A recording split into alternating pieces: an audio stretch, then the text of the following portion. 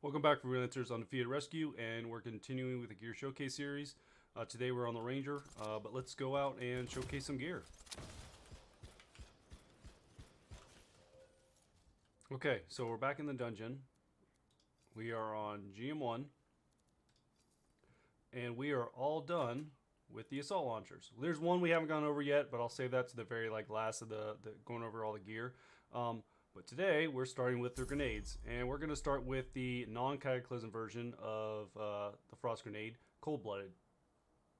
So cold-blooded is an upgraded frost grenade, freezes targets in place, and then its masterwork perk is Striker's Strength, which is activated by hitting an enemy, increases melee damage by 270% for 2 seconds. Or sorry, 10 seconds. I've got a few charges on, no crazy deer, but here's the thing too about the gear damage. It actually has none. According to the stats right here, we will not be getting any damage from this grenade at all. So that's something you need to be aware of, is that this grenade technically doesn't hurt enemies. It's really used just to freeze and prime, but we'll go in and showcase it.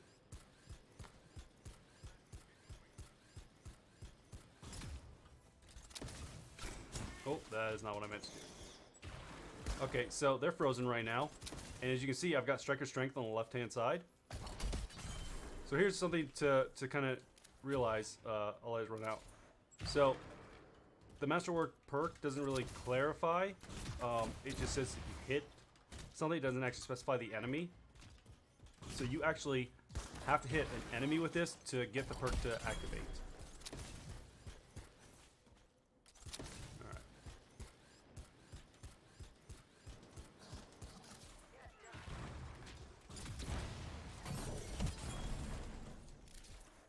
Oh, missed him.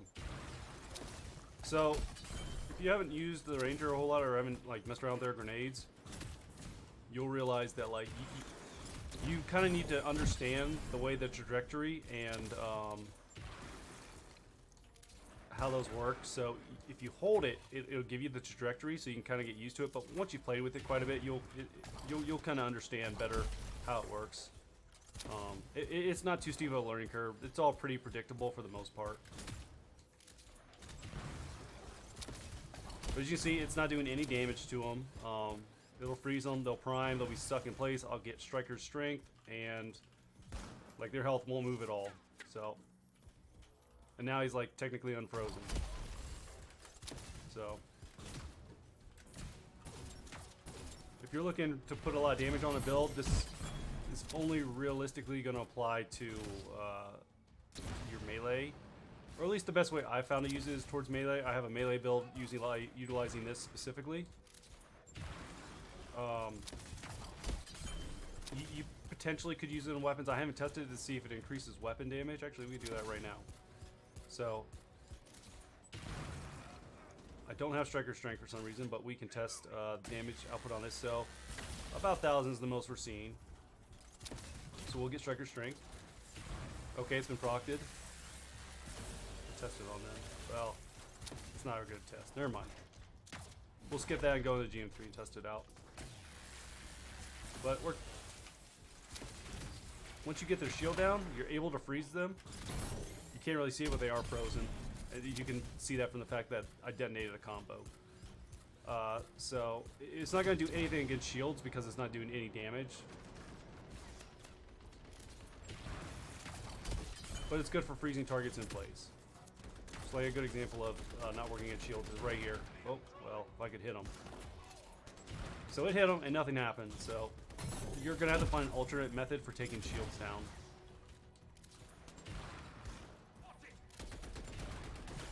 And then if you get them in a close enough proximity to one another, you can freeze a group. But it's pretty tight. So these two just froze, and they were pretty much right next to each other. So this whole group, a majority of them should freeze. He didn't because he's got a shield. I'll take that down, which is whatever.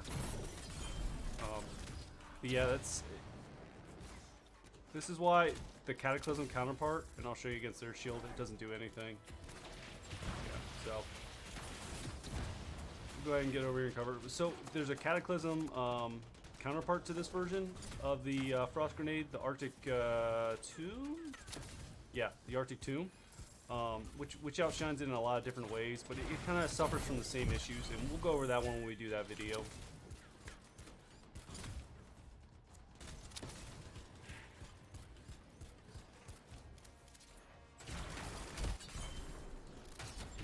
Okay, so it'll freeze armored enemies really well.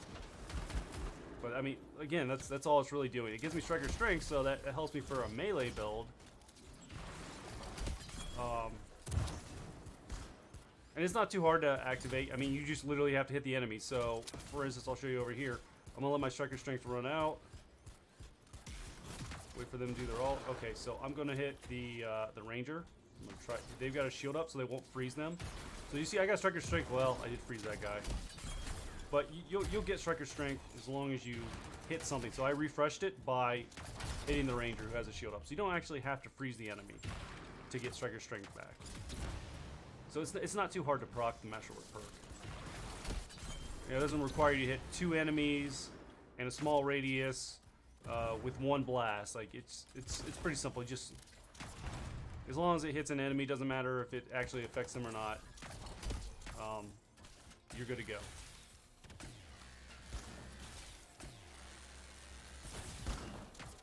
Alright, so freeze them now. They should be frozen. They are not frozen. Yeah, they're not freezing. They just must have a lot of resist to it.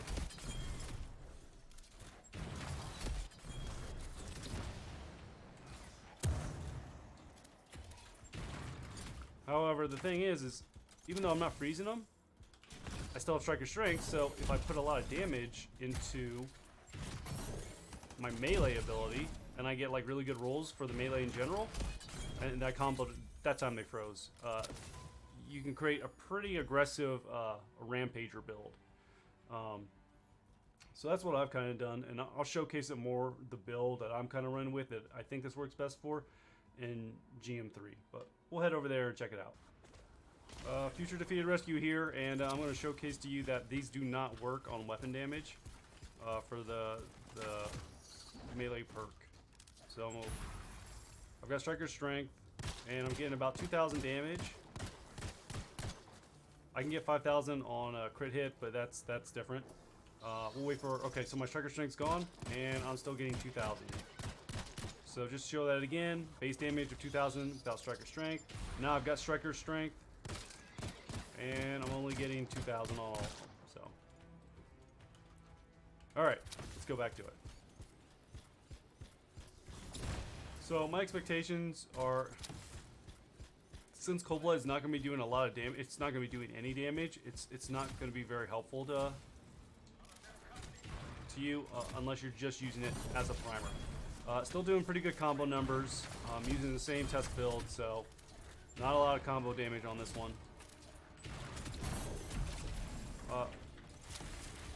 Some potential areas where you could struggle though with this is charges. So the recharge on it isn't too bad, but we'll go over that towards the end to kind of discuss those.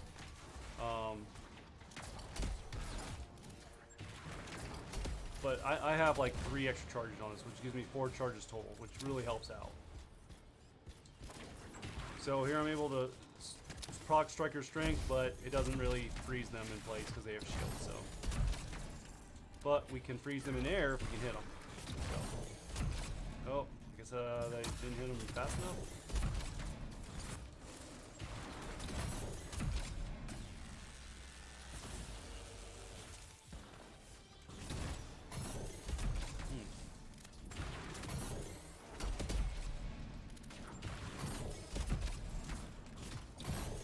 So, striker strength will at least help you with melee takedowns of their shield. Granted, you're probably not going to do a lot of damage against those in general. So, as you can see, I froze this group and I kind of threw it more like right here, and it hit this whole group. So, the spread is pretty good as far as like the range. Oh, that was odd. I got pulled that way.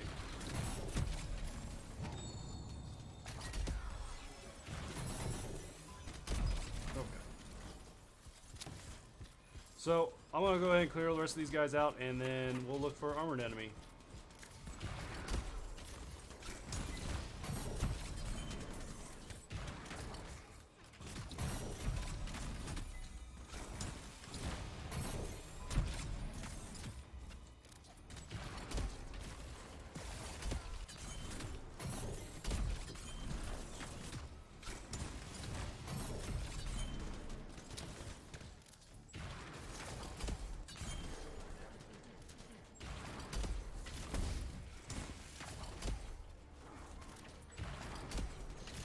Okay, so we got some armored enemies over here.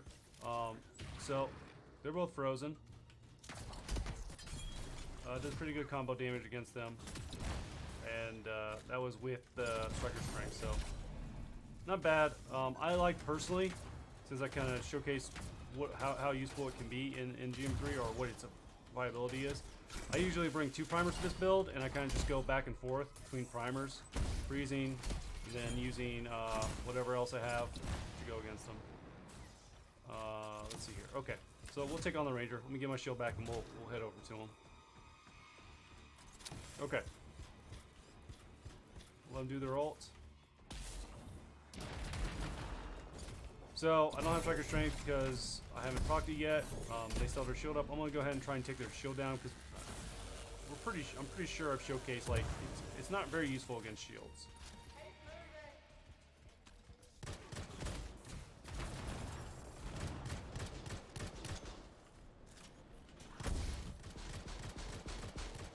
Okay, so we did get combos, so we did freeze them. It was a little bit less, but they're armored and they have resist, so so as far as doing damage, nothing. So I'll usually bring something else like this, prime them back and forth. But so like if you're going up against a stronghold boss like a Marnder or something, this is not going to do anything for you other than just priming, and that's it. So those are things you need to be careful of. But I'm going to go ahead and just take care of this enemy type real quick. So let's go through some quick box checking. So is it efficient? Well, so let's take a look in the forge at it and kind of do some comparisons between other grenades. Because they're all grenades, so they all kind of compare to one another. So if we compare it just to its Cataclysm counterpart, its recharge is 11, which is a little bit high. Typically, I like to have recharges around like 5 or 6. That's kind of like the middle ground for from what I've seen for most gear recharges. The radius is 4, which isn't too bad. As you can see, if they're pretty close, we can get a group. Ice effect is 100, so they should freeze instantly unless they're resistant or they have a shield up. And then the real separation here between these two, Arctic Tomb and Cold-Blooded, which Cold-Blooded is the one we're using. They're both primers as well, by the way.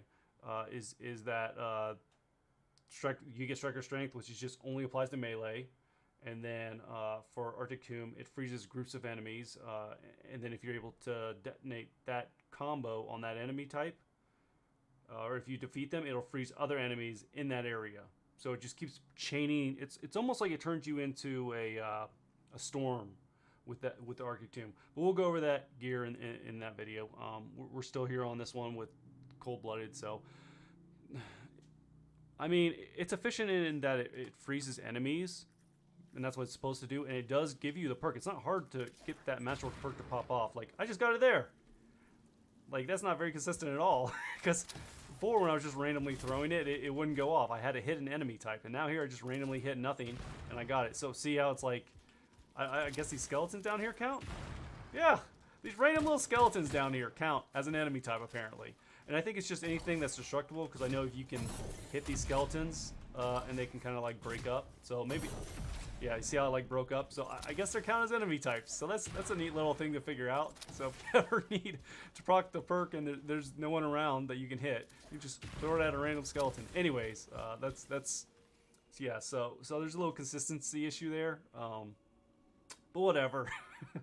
I don't think that breaks the game. So with all the grenades, they have a specific trajectory, but the thing is, you can pretty much throw it in on yourself. That's not necessarily mean you can freeze yourself.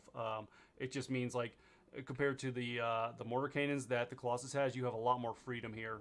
It still has a crazy arc, so it's going to have the same issues that mortar cannons will have with. It's more consistent than the mortar cannons, but that's a whole different javelin. So there's different reasons and balancing reasons for that. So I'm not going to go too far into it. As far as the trajectory, it's pretty predictable. I don't know if you saw, like, I could just throw it out and it pretty much went wherever I was looking when I tossed it. So not hard to use. The Masterwork perk is easy to use. It doesn't do any damage, where some of the frost related items or gear pieces that I've used on different javelins, they will do damage. So it kind of sucks that this one doesn't. but I mean, other than having that higher recharge or gear recharge on it, or cooldown, I guess, that's the only punishing thing about it. So I don't know. It's really not that good, and for me, testing wise, it's only worked in the niche build that I've got right now, which is just priming a lot of targets and then using my rampager to stack rampager or get rampager stacks by taking down enemies and just building up melee damage there. And then after I've done a lot of associated damage with priming, detonating, and getting combos, I'll have my ult, and then I can just, you know, use my ult and spam it around. It's not even really an ult build, so there's a way to use it, but it's kind of niche. So as far as being efficient, I don't think it is very efficient. If it had a much better cooldown, I'd say it's a lot better, a lot more efficient, and then you wouldn't have to be so concerned about getting certain rolls. So I don't think it's very efficient. But I mean, it depends on the build you're using too, to be honest. For this build, it works out really well. Is it viable? It's a primer, so it's going to be viable. As long as you have any detonator, you can do combos all day, which means you potentially are doing a lot more damage than you normally would, and you're getting your ults really quickly, which you can just pop your ult, get all your health and your shield back, and you can do a lot more damage. So it's kind of like the nice little primer detonator cycle that Anthem has for its combo system. So I'm going to call it viable. And then is it fun? Well, so with this build, I have a lot of fun with it. Like I said, it's kind of a rinse and repeat. I freeze them, I detonate them with the Rampager, then I apply acid to them, detonate them with the Rampager. I've got a few stacks at that point with my Rampager, so it just kind of like, it's all about managing your stacks and getting up there and like paying attention to your targets and a lot of stuff. So I think it's fun, but it's going to be based off your build and how you're using it. And like I said, I really only find one viable build for it, but I'm sure somebody's got a better one out there. So I think I'm going to end the video there. Don't have a whole lot else to go on, but honestly, I'm going to say nah, don't. If you see it in the store, don't buy money or don't spend coin on it. Just wait for it in a Lego drop. You'll get it eventually. And honestly, there's a lot better ones out there in my opinion. I'm going to keep using this build because, like I said, I have fun with it. So it's kind of one of my better. It's my only actually Ranger build. But all right, I'm going to end it there. I'm just ranting now. I'm Defeated Rescue. Hope to see you guys out on Bastion.